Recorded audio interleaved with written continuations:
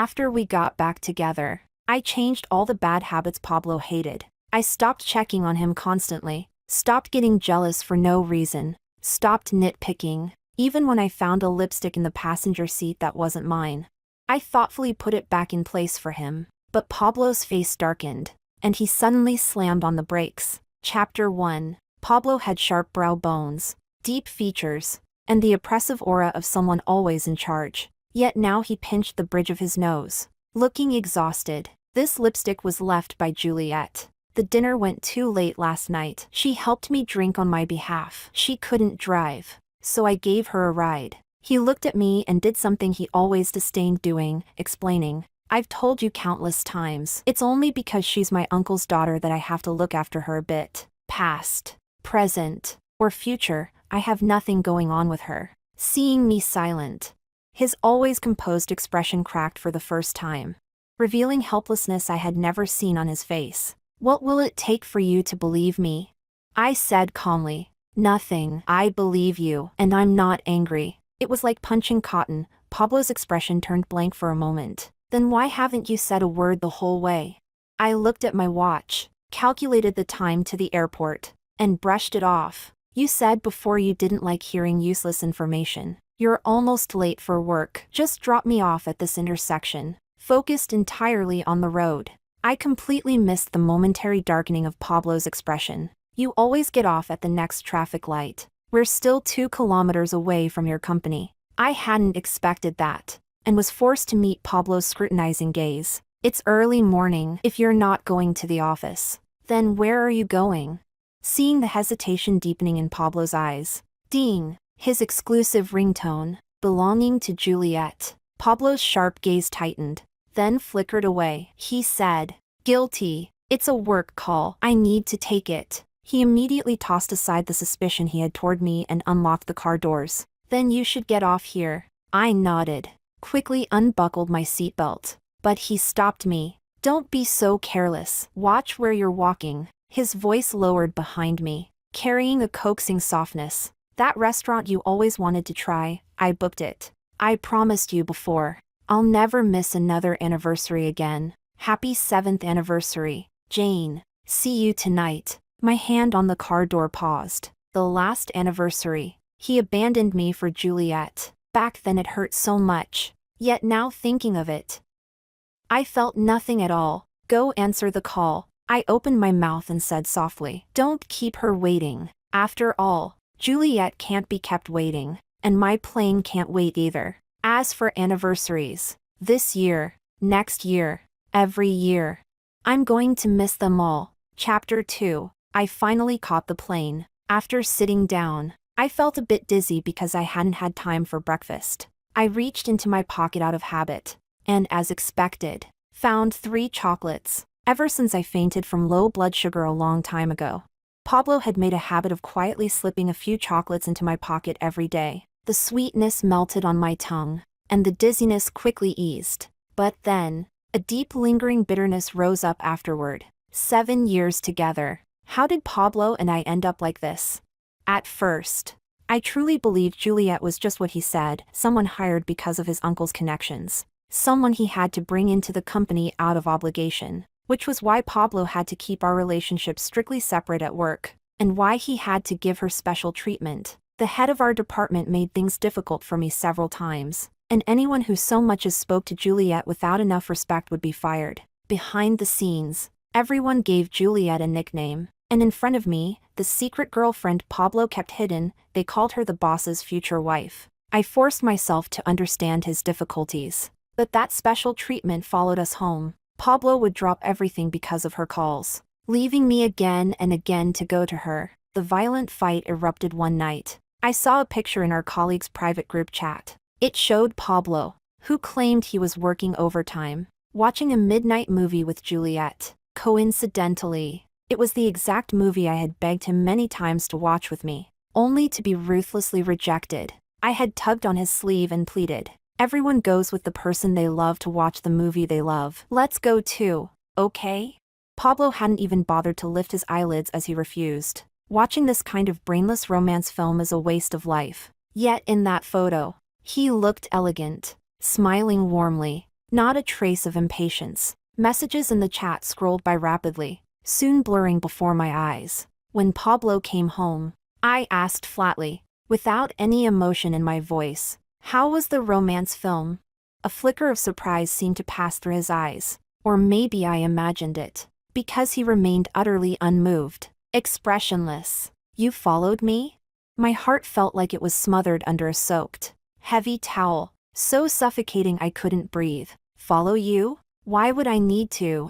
Your sweet little photos with her were already flooding our company group chat." My chest heaved uncontrollably. "Pablo, if you want to break up, just say it. You don't need to lie to me like this." Pablo didn't even change expression, calm like an outsider. "If you can't even give me the most basic trust, then I have nothing to say. Jane, I've been working all day. I don't have the energy to argue with you." No guilt, no explanation, compared to my pathetic state. He was so composed. He even remembered to place the paper bag he was holding gently on the table. The bold title on the paper bag, "Romance Film," was like an icy blade stabbing straight into my heart. The emotions I had been repressing for so long surged up all at once, huge and crushing. Finally, they snapped my last thread of sanity.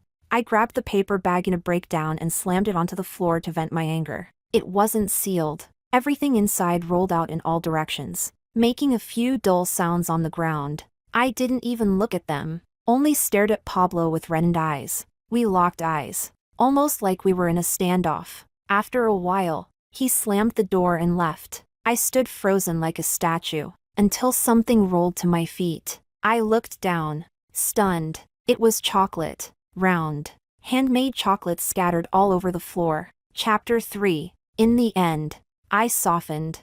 I wanted to talk things through with him properly, but for 3 whole days, Pablo neither answered my calls nor came home. Swallowing my grievances, I sent him a message. "I was wrong to lose my temper without talking first. But the fact remains, you said you were working overtime. Yet you went to watch a movie with her. Tonight is our 6th anniversary. I'll wait for you at home. Let's sit down and talk, okay?"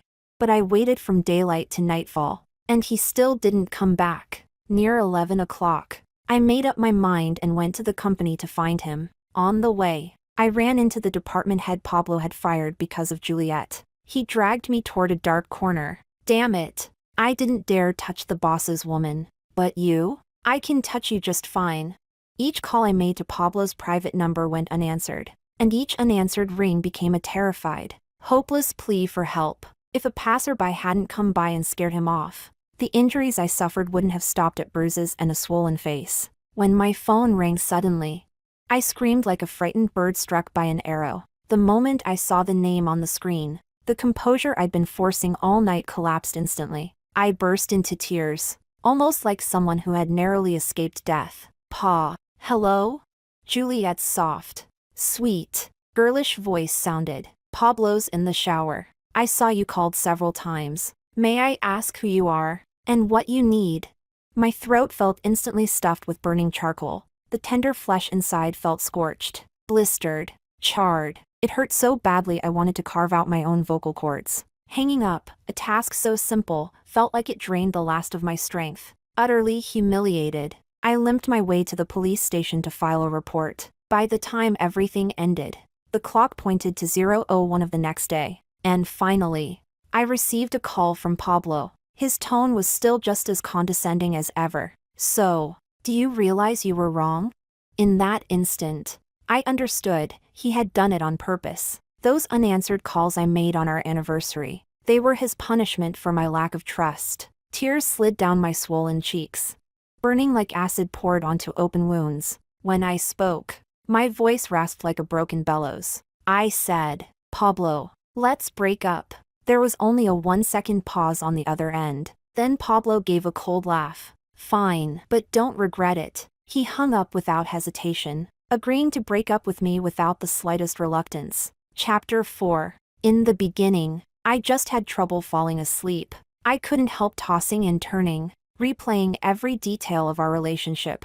I was terrified that I had misjudged him, that I had condemned him too harshly. I started reading through our old chat logs again and again, but the more I read, the sadder I felt. The more I read, the more resentment grew.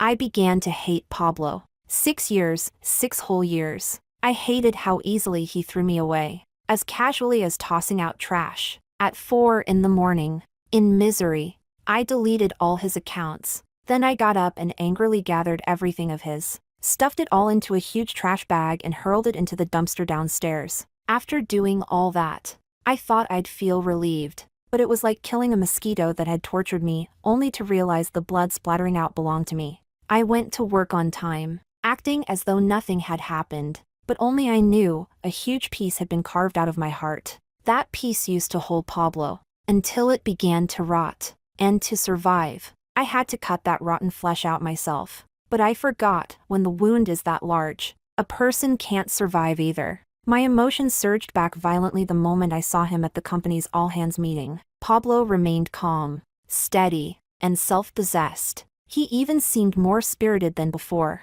as if losing me hadn't affected him at all. Juliet sneaked looks at him, face faintly flushed, thinking no one noticed. I began to lose sleep night after night, unable to keep any food down. Pablo didn't use social media, so I went crazy checking Juliet's accounts instead, analyzing every caption, every post related to Pablo, until the day I fainted at work from low blood sugar and was taken to the hospital. Pablo lowered himself to come see me. It was the 29th day since our breakup. He casually rolled the matching couple ring we once wore between his fingers. "Jane, you've lost weight." My eyes were empty as I opened my mouth. "I'm sorry." Pablo smiled, satisfied, triumphant, and just like that, we got back together. Chapter 5. There's an old saying, short pain is better than long pain. But not everyone fits that principle. For people with weak willpower, the best method is a calm, gradual withdrawal. Leave the person exactly where they were in your life, but slowly stop expecting anything from them. Like boiling a frog in warm water, the process isn't too hard, and the ending isn't too painful. In the beginning, when I pretended to be magnanimous, my heart still ached faintly, and Pablo seemed very satisfied. Otherwise, he wouldn't curl his lips, pat my head like I was some small pet. "Jane, you've grown up." After half a year of being back together, my self-rescue method finally started working. I truly began to slowly become the version of me Pablo had always wanted. He didn't come home all night. I no longer checked up on him. Anything involving Juliet? I no longer asked. By the time I realized it, that rotten piece of my heart had already fallen off on its own. Like an overripe fruit dropping from a branch, I froze for a moment, then laughed. Immediately, I sent my resume to a company in France. They had offered me a job before, but back then, I stayed for Pablo. Luckily, I got the offer. My flight was booked for half a month later, and I had no plans to tell Pablo. After all, to him, our relationship had always been something optional. The more understanding and mature I became, the more displeased Pablo seemed. I thought I was imagining it, and continued working overtime as usual. When I got home and was about to shower, he called me back. Pablo slowly lifted his eyelids. "Nothing you want to say to me lately?" I yawned, confused, and shook my head. "What do you mean?" "Nothing." His tone was flat. "Go." But soon, I realized he was angry. My toes curled as I was forced to endure his increasingly rough advances. Pablo held me from behind, his hot breath brushing my neck. His murmurs were soft as feathers, but his movements were harsh, like interrogating a prisoner on death row. "Juliet made things hard for you at work, kept you working overtime. Why didn't you tell me?" My lower abdomen nearly cramped, and I truly couldn't understand what he was angry about. But I could only beg the very person who caused the situation. Work is work. Private life is private. I behaved. Back then, my department head, the one who later turned out to be a creep, constantly targeted me. The worst time, he pushed a huge blame onto me. Pablo publicly scolded me in a meeting with hundreds of people. Even a pig wouldn't make such a stupid mistake. At home, I held back my grievance. "Emails can prove everything. Why wouldn't you let me explain at the meeting?" Pablo was expressionless, exactly the same as he was at work. Work is work. Private life is private. "Jane, I only look at results. At the company, I'm your boss, not your boyfriend. I won't defend you. But not even 2 days later, my supervisor was fired. The reason? He had spoken to Juliet with a disrespectful tone. I worked hard, had the best performance. Everyone thought I'd get promoted after the supervisor left. But Juliet, who hadn't even finished her probation, was suddenly promoted by Pablo. She took my supervisor's place. She became my boss. Now that I had put myself in the right place, stopped reacting, and kept work separate from private feelings, Pablo suddenly froze mid-movement and flipped me over. The lights were too bright. I covered my eyes, and tears slipped out from the corners involuntarily. Pablo insisted on prying my hand away. I tried to resist, but I was too drained. What are you doing? He still pulled my hand away. Pablo stared straight into my eyes, his tone stubborn. You used to always look into my eyes. I had no idea what had gotten into him. I could only meet his gaze with thin patience. For a moment, something anxious flashed in Pablo's eyes. Then, out of nowhere, he panicked slightly and covered my eyes with his hand. Lowering his head, he kissed me, calling my name again and again. Jane.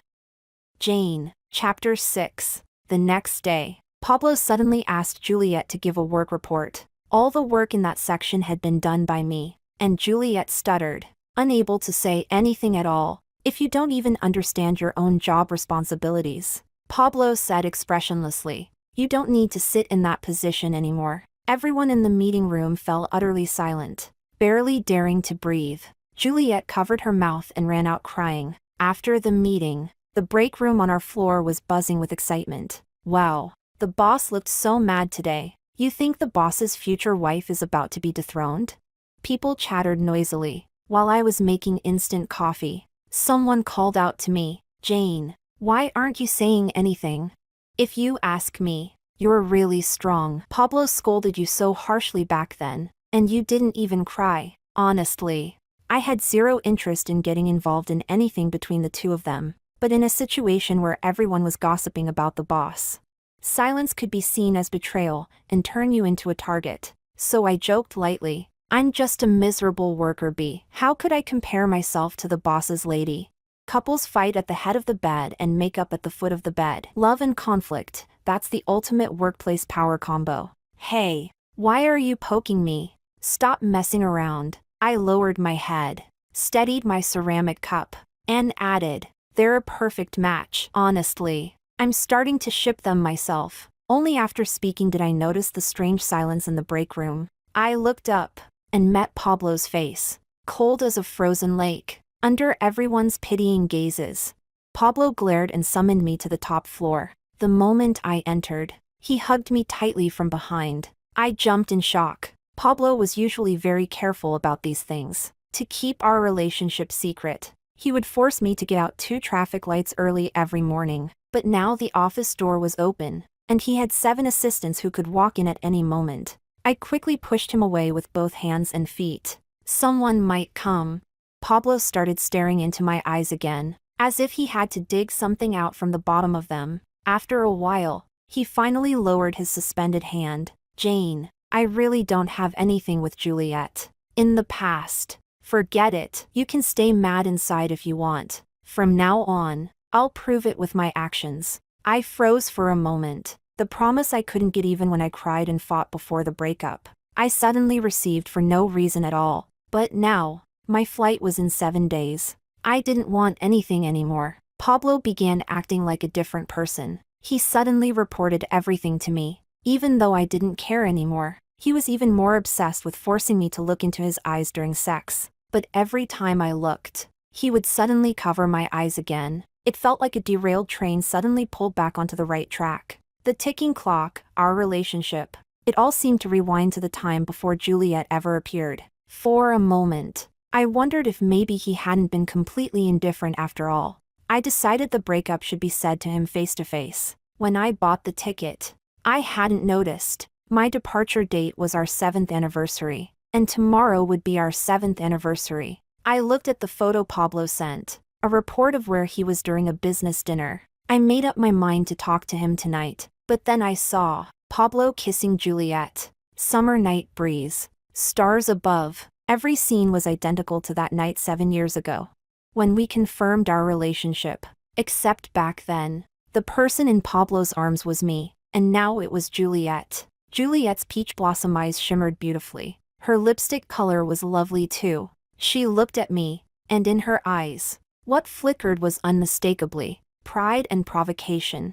I couldn't help but let out a self-mocking smile, and my heart, like completely still dead water, finally, became utterly unmoved. Chapter 7. Pablo had been restless these past few days, perhaps because Jane was becoming a little too well-behaved. In the past, when there was still a month or two before their anniversary, she would already be chattering about how she wanted to celebrate. But today was their 7th anniversary. If he hadn't brought it up himself in the car that morning, she seemed to have completely forgotten. Pablo frowned, lowered his eyes, and looked at his silent phone. A strange sense of losing control crawled up his spine like a swarm of ants, as if something invisible was slipping away where he couldn't see it. He couldn't grasp it, yet he had to do something to calm himself. So once again, he immediately sent Jane a status update. I'm handling something important over here. Be good. Meet me at the Sunset Restaurant at 18:30.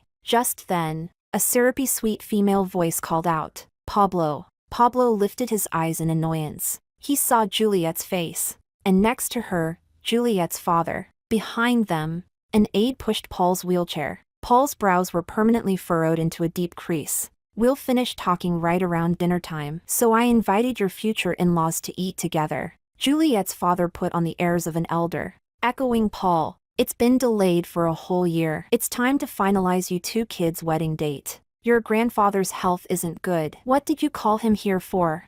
Hurry up.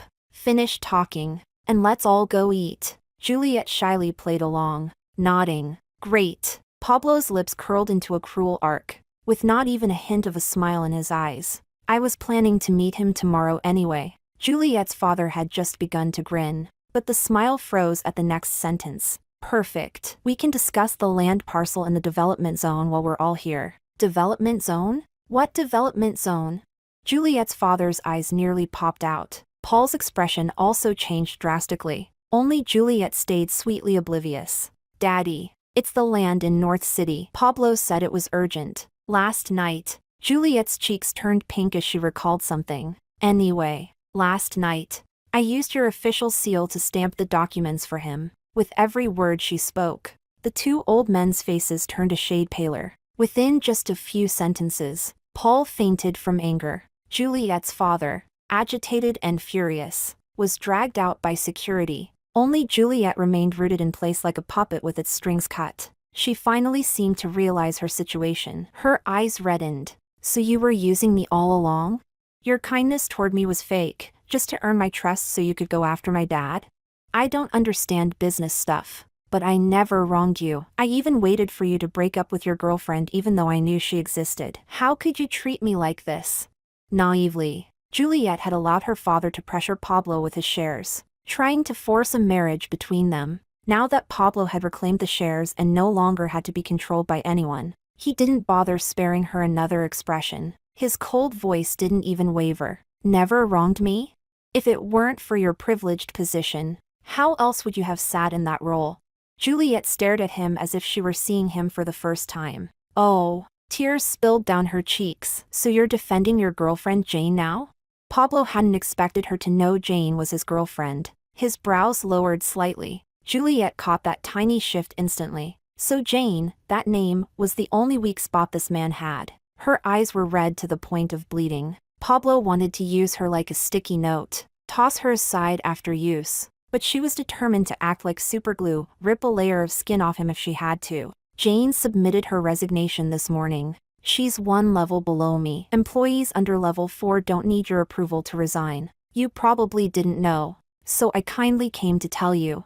As expected, Pablo's pupils contracted. He checked his watch, stood up, and said coldly, I have something to do. Stay if you want. But from the quickening of his steps, Juliet saw his panic. Oh, right. Her blood felt like it was screaming through her veins, and her voice came out sharp and vicious. Jane saw us kissing last night. She watched with satisfaction as Pablo's hand froze on the door handle. Every word she spoke was dripping with vicious delight. You didn't see her expression then, TSK. Such a pity. Chapter 8. Pablo drove straight home. All the way. Jane didn't answer his calls. When he opened the door, everything looked exactly the same as when he'd left that morning. The pillow Jane loved was still lying crookedly on the sofa in its usual silly way. Jane's clothes were still neatly folded in the closet. The heart pounding painfully in Pablo's chest finally began to calm down. But the next second, he saw something by the bedside table.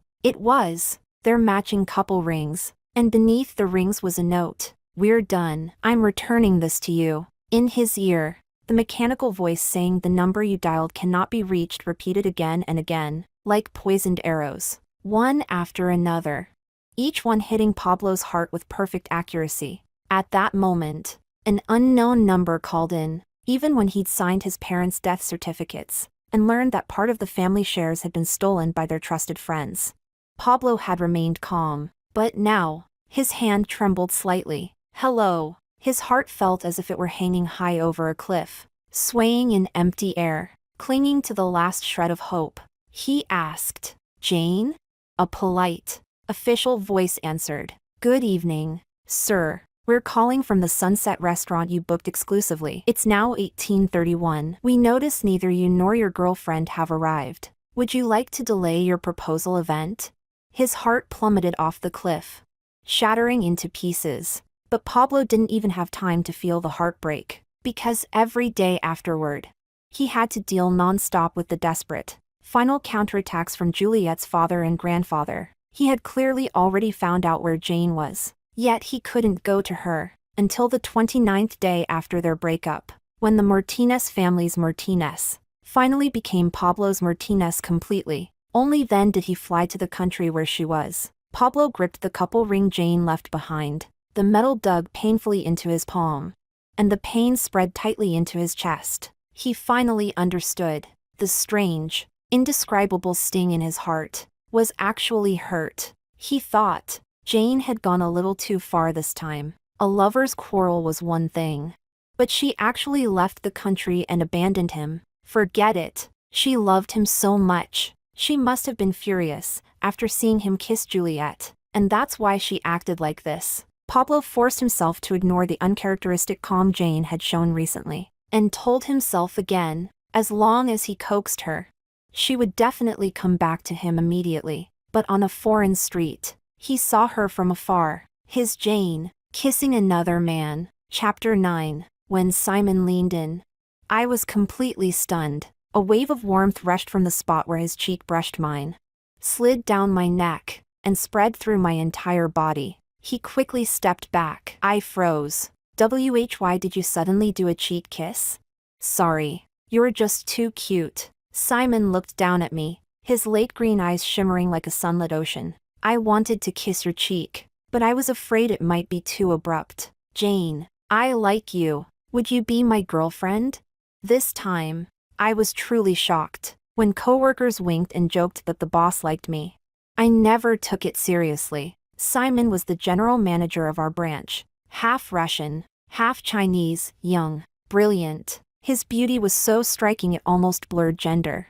Like a merman from the deep sea, my private interaction with him had started when I stayed after work to practice speaking. Once, I was so exhausted that I fell asleep in the office. When I woke up, a comfortable thin blanket had been placed over me. When Simon didn't talk, he seemed stern. Working overtime is not advisable. Being scolded by a boss is always awkward. I had just opened my mouth to explain when I caught the playful glint, like a child who had succeeded in a prank, in his eyes. In slightly broken Chinese, Simon said, "But hard work deserves reward. Jane, you teach me Chinese. I teach you Russian. How about that?" Honored and flattered, I had no reason to refuse. With his help, my speaking skills improved rapidly. Within 2 weeks of joining the new company, I secured a major deal. It even threatened someone else's promotion opportunity. That person tried to use my nationality as an excuse to rally people against me. In a meeting of over 100 people, Simon openly praised me and criticized him by name. It was clearly a warning to everyone that he was backing me up. My coworkers said they had never seen Simon go this far for anyone. Yet, Inappropriately. The only thought I had was, "Ah, so this is what it feels like to be someone like Juliet." After arriving in France, I rarely thought about Pablo, because I had long known my leaving would never affect him. No expectations means no disappointment. Besides, Pablo had always been unshakable, unaffected. There was no way he would show up in a foreign country like some dramatic CEO in the cliché romance films he despised. Jane. And at this moment, I watched the impossible happen. Pablo, face dark, walking quickly toward me, before I could even widen my eyes. He pulled me into a desperate embrace. His breathing was unsteady. Just now, I thought I saw. Simon's surprised voice came from the side. "President Pablo? You know Jane?" I was shocked too. Why did Simon know Pablo? Just as I was about to push Pablo away, he seemed to remember there was a third person present. He released me, but immediately pulled me to stand beside him. Pablo's tone was calm, yet his right arm wrapped around my shoulder like an iron wall, making it impossible for me to move. I forgot to introduce her earlier. Jane is my girlfriend. The amount of information in just a few minutes overloaded my brain like a crashing computer. I had no idea what Pablo was doing. Without thinking, I blurted out, "Let go of me. We already broke up." Simon's eyes narrowed at that. The look he gave Pablo was glacial. "Please release her, even though you are our client." Simon continued, "I must guarantee the safety of my employee. Otherwise." The two men were nearly the same height, both strikingly handsome, an extreme contrast, the sharp elegance of the East versus the refined dominance of the West. The air turned instantly explosive, the atmosphere, on edge, ready to ignite. Pablo's expression turned entirely cold. And for reasons unknown, he was filled with hostility towards Simon, a company president suddenly giving an employee a cheek kiss. Pablo cut Simon off with a chilly laugh through his nose. "I don't find that to be very polite behavior." Chapter 10. I finally understood everything. Pablo was the true client behind the major deal I closed. A heavy wave of exhaustion rose from deep inside me. The immense sense of accomplishment I'd felt back then now felt like a giant slap across my face. Integrating into work and life in a foreign country is not easy at all, but people fall in love with themselves through overcoming difficulties again and again. And aside from that one big deal, the sum of all the other deals I made this month also placed me first in the department. I truly didn't understand why Pablo always had to show up at moments like this just to say, "Jane, admit it. Without me, you can't live well." I stopped struggling and said calmly, "Pablo, let go of me." I gave Simon a reassuring glance, then said to Pablo, "Let's sit down and talk." Chapter 11. A conversation long overdue finally came. Pablo pinched the bridge of his nose. His lashes were long, his deep-set eyes slightly tired. That night downstairs, Juliet kissed me too quickly. I didn't have time to dodge. It was just like when Simon quickly leaned toward you earlier. But this time you stayed mad for an awfully long time. And you acted decisively enough. "I'm sorry. Can you come home with me now?" Even now, Pablo still thought I was throwing a tantrum. My words caught at my lips, dissolving into a laugh of disbelief. "What happens between you and Juliet?" "I don't care anymore, Pablo. When I said we broke up, I meant it." By this point, I would never believe that Pablo came all the way here out of love for me. Most likely, he was simply used to being in control, and couldn't stand the idea that someone who always stayed behind him would disappear on her own. Perhaps my words were a response Pablo had never anticipated. His expression went blank, because I had always been the one who panicked first, surrendered first, and clung to him. That was what gave him his confidence. He opened his mouth, stunned. "Why?" In the past, I used to ask that same why hysterically, and Pablo always said there was nothing to explain. Now, walking all the way to this point, I suddenly understood why he had said that. "When you don't care, there's nothing to explain." Calmly, I said, "There's no reason. It doesn't matter anymore. Falling out of love, breaking up, it's normal." Pablo studied me for a long moment before speaking. "You're just still mad at me." His eyes darkened, full of certainty. "Break up? Huh? Then I'll just pursue you again." Chapter 12. I never knew Pablo had the ability to cling on like this. He had always cared about appearances. When had he ever done something so beneath his dignity?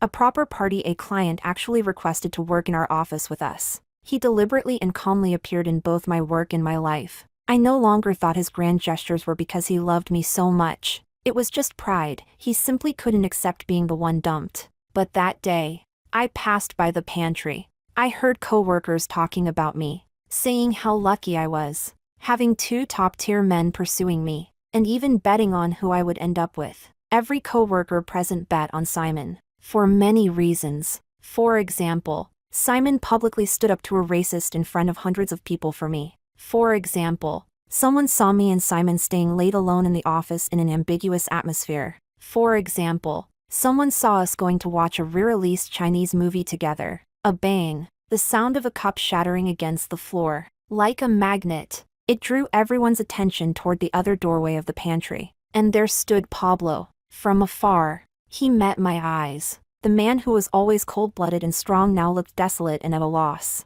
Pablo used his identity as Party A this time to force me to have dinner with him. He clenched the glass tightly, his voice hoarse and dry. In the past year, I treated you badly, didn't I?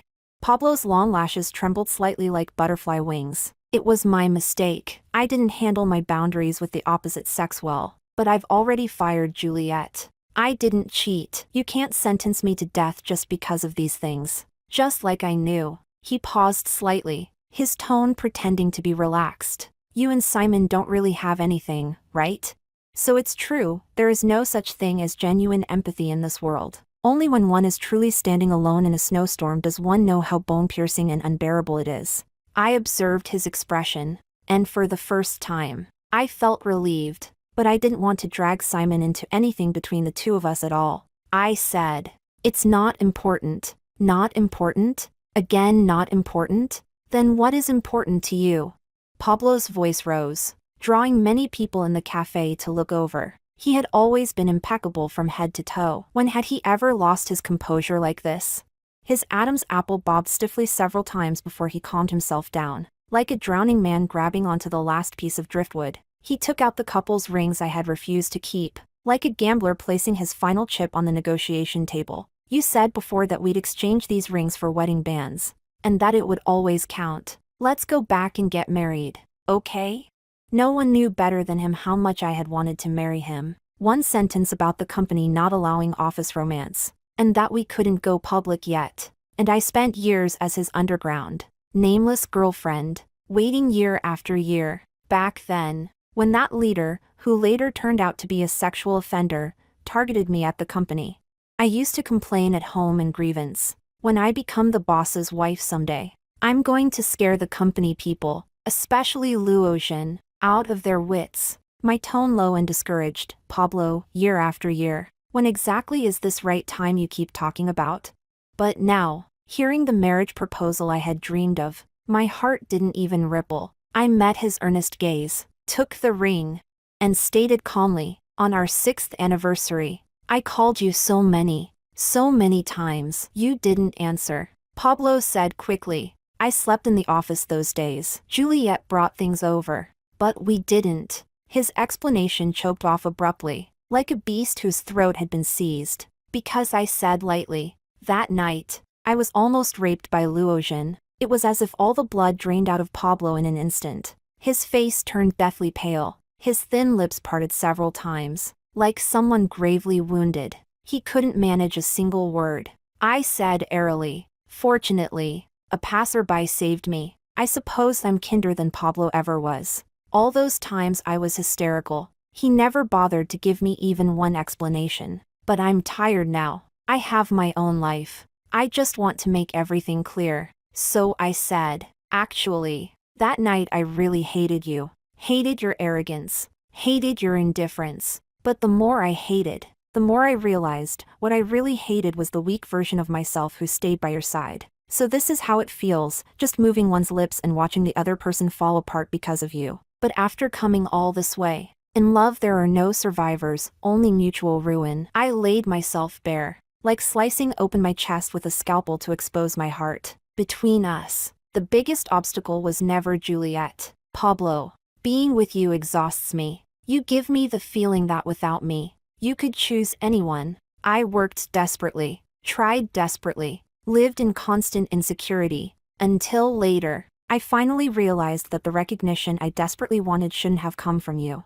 but from myself. I used to think I couldn't live without you, but it turns out, without you, I'm doing even better. When my final word fell, Pablo just looked at me. He watched with grief and sorrow as I threw the ring out the window. In the end, he didn't say a single word. Chapter 13. After that conversation, Pablo never came to my company again. The last time I saw him was during the final acceptance of the project. Simon brought me as the Party B representative, while Pablo attended as Party A. Simon was a very gentlemanly person. After learning about my past with Pablo, he didn't force me to respond to his feelings quickly. Instead, he said he was willing to wait until I processed everything. In the car, silence filled the air. I sat in the passenger seat. Pablo sat in the back. Pablo lowered his eyes and didn't say a word. I had spelled everything out so clearly. Pablo was never one to wallow in misery. After this project ended, we probably would never see each other again in this lifetime. The winter in Country F that year was freezing. At night, a sudden blizzard began. My right eyelid started twitching nonstop.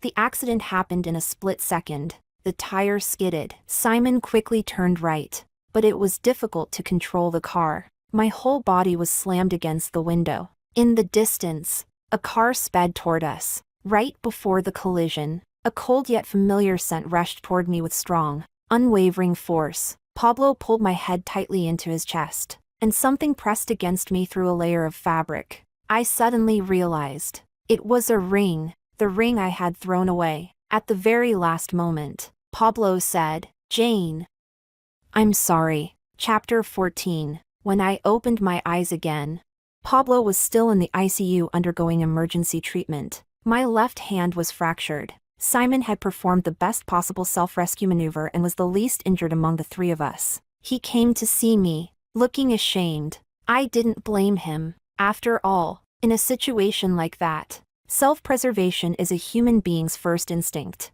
Only a madman's first reaction would be to risk their own life to save someone else. I sat blankly at the entrance of the ICU. The first people to arrive were the 5 lawyers who had rushed over from abroad. They asked me to sign a stack of documents. I couldn't understand most of the text. The only 2 lines I understood said, "As long as Pablo dies or loses the ability to act, all assets would unconditionally go to Jane, and even Pablo himself would have no right to take them back." I covered my face and finally broke down in tears. At the edge of life and death, he used his life to say he loved me, then told me he was sorry. I truly couldn't understand. How could a person love someone and still hurt them from such a high, unreachable place?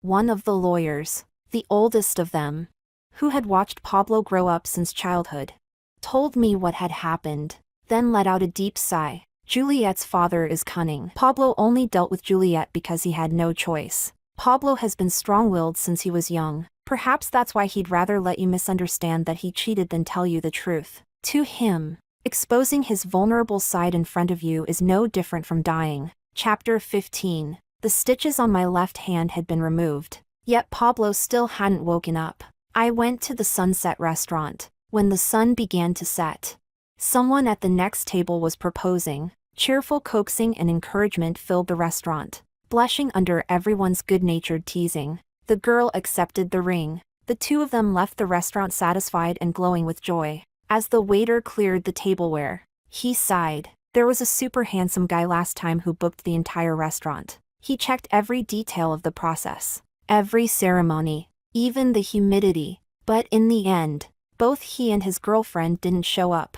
I wonder what kind of sad story that was. The sun went down. Only the afterglow remained. As I watched, somehow that soft light stung my eyes, and tears fell silently. I couldn't deny it. In this world, aside from Pablo, no one else could ever bring me such extreme love and such extreme hurt. When I returned to the hospital room, it was already night. Pablo was still lying there quietly, his features sharp and handsome, as if carved by a blade, just like how he used to lie beside me every night. As if in the next second, he would open those eyes that made me love and hate him.